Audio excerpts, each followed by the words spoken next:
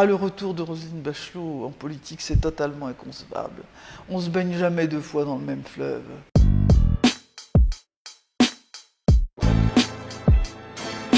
Vous ne voulez pas sacrifier le bonheur à la politique, c'est ce que vous avez dit.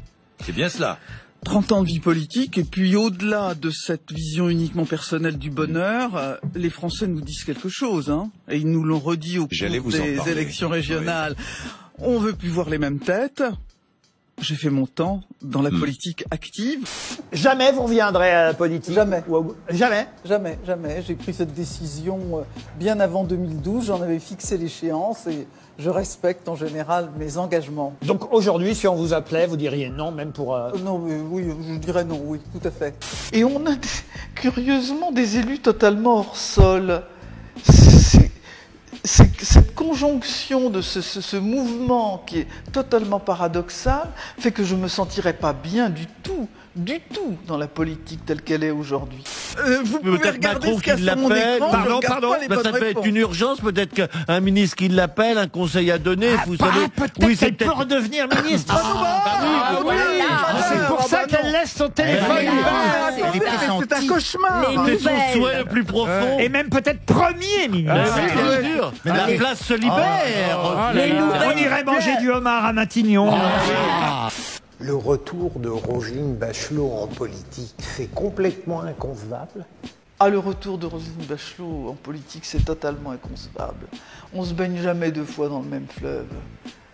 Il faut pas.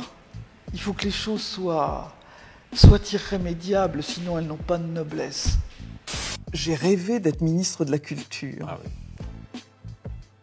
Ça a été pas mal aussi. Finalement, je regrette pas de ne pas l'avoir été. J'aime trop la culture pour en être la ministre.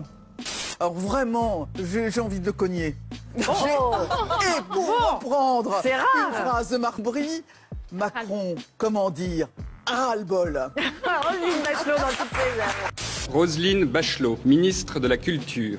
Le président a souhaité que la culture soit au cœur de ce projet de reconstruction. Et quand il m'a demandé, eh bien, j'ai pensé que je ne pouvais pas refuser, que c'était mon devoir.